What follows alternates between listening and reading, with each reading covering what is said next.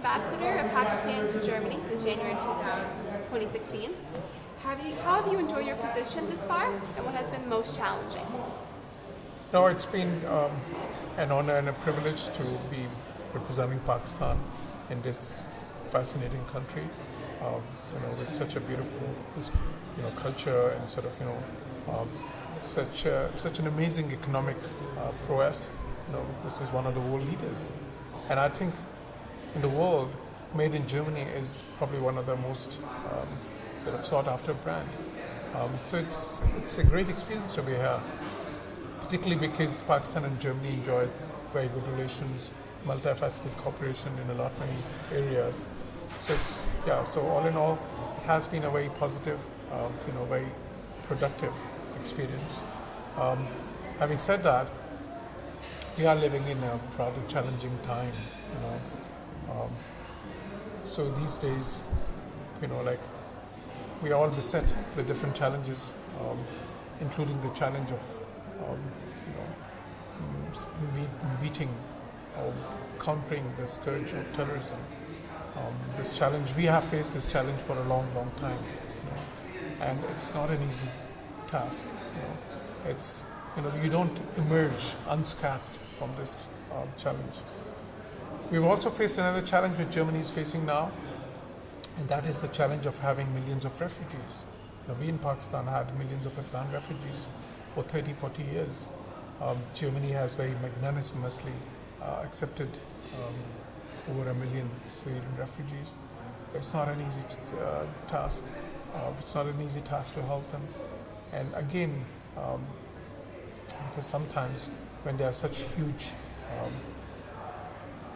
migrations or movement of people, there are always some element which can exploit that, unfortunately, as has been the case in Pakistan. We tracked some of the terrorist acts there in recent times to the Afghan refugees there, and unfortunately in Europe, that might have been the case, at least in some particular incident. So, all in all, it has been a great experience, to be in such an important country, which is such a close friend of Pakistan, at this time when we both face lots of challenges, but there are also a lot of opportunities that we need to tap.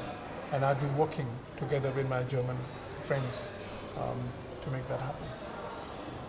And regarding the bilateral relations between Pakistan and Germany, which do you consider areas of cooperation and what still need development? We have of course, many areas of cooperation. As I said, political cooperation is one. Just not bilateral, but also in terms of international forums where we have a great deal of cooperation. Then again, economic cooperation is a very important area because Germany is one of the largest trading partners of Pakistan. It's also a development cooperation partner and investment partner. And that is where we see a huge potential, which is still untapped. Then again, we are partners in the field of education. As we speak, there are about 3,600 Pakistani students studying in Germany. We are also partners, in people-to-people contacts, cultural exchanges. Then again, there's a diaspora of about 80,000 Pakistanis living in Germany. That's another link between the two countries. So it's a multi-dimensional friendship, which is important for both the countries. In regards to cultural diplomacy as a tool to achieve international stability, can you give us an example where you were engaged in cultural dialogue? Yeah, it has been one of my favorite areas within the field of diplomacy, and as you know, I've been a practitioner for literally 3 decades now. I have wherever I've been ambassador, and prior to this I've been ambassador, as you know, in Bahrain, in Bosnia and Herzegovina, Republic of Croatia. I've always put a lot of emphasis on cultural diplomacy, and it has been very helpful, I must say. For instance, when I completed my assignment in Bosnia and Herzegovina, the political leadership there, I knew many of them personally as well. We were able to build great friendships there.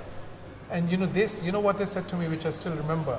They said, Ambassador, I mean, of course you were sort of, very good in the political diplomacy and economic diplomacy, but your lasting impression in Bosnia is of somebody who has shown who has introduced the beautiful side of Pakistan in Bosnia, And that was quite a compliment because that side of Pakistan is not well known. There's a very lopsided image of Pakistan, sort of presented by the international media, and that is the image that people have. So it's very important to have a holistic, balanced, accurate sort of perception of Pakistan, because if people think a country is insecure, they would not do business with that country. If people think a country is insecure, they would not go there for tourism. If people think a country is insecure, they will not go there for education. So that is why, and I have done that in Bahrain, of course, and literally we do literally sort of one event a month. Recently, as you know, we did for the first time in Germany a huge cultural show, having some of the top fashion designers from Pakistan here, and they presented the fashion, the haute couture of Pakistan, the fashion heritage of Pakistan here. This was the first time. There was 700 strong audience there. There were many German media carrying that, and for the first time, all those people saw this facet of Pakistan. I mean, I can go on and on with that, but I think what I've experienced is that cultural diplomacy, is has to be the foundation, of economic diplomacy, of political diplomacy, because unless you understand each other better, unless you have a you have a good image of each other, an accurate image of each other, how can you cooperate on political issues? How can you build economic cooperation? So that is why I give a lot of emphasis to this facet. And taking into account your various positions you've held, as you said, in Bosnia and Herzegovina and Croatia, which have you found the most challenging so far? Diplomatic assignments, they present you with a lot of opportunities, but a lot of challenges as well. And it's your job as a diplomat to turn challenges into opportunities. When I was in Bosnia and Herzegovina, for instance, in Bosnia and Herzegovina, ambassadors have a unique situation. Because you see, normally ambassadors are not supposed to interfere in the internal affairs of a country. But Bosnia is still under a UN mandate. There's still a Peace Implementation Council which oversees the functioning of the state, which has huge powers. And that Peace Implementation Council is run by the ambassadors of the member countries. So Pakistan is one of the member countries. So so that was quite challenging, basically to get involved in the internal affairs of a country and help them with their political challenges, normally something that ambassadors don't do. Then again, I did a project here for Bosnian people, for the people of Srebrenica. It was a at that point, probably now it's worth more, 5 million euros worth of project, whereby we had to give 1,000 motor waiters to 1,000 families, of Srebrenica, and to rehabilitate them, in the economy of the country. Similarly, Bosnia, they're still having a lot of challenges in terms of their the Serb, Croat, Bosniak problem, and you could try to help them in promoting that understanding. In Bahrain, when I was there, Bahrain was passing through a difficult period. I was there from 2011 when they had that the uprising there. It was a very difficult time for the country, and we were trying to to help in terms of not any particular side, but rather the country itself, coming to grips with that challenge. Similarly, I've been in Turkey at a very critical juncture of Turkey's history. I've been part of countries like Brazil when they were passing through difficult challenges. So when you're there, you're part of that society, and you contribute in in whatever constructive way that you can. So all diplomatic assignments are challenging in some ways, but they also are great opportunities, because you can then turn those challenges into opportunities. you've had a very successful career thus far.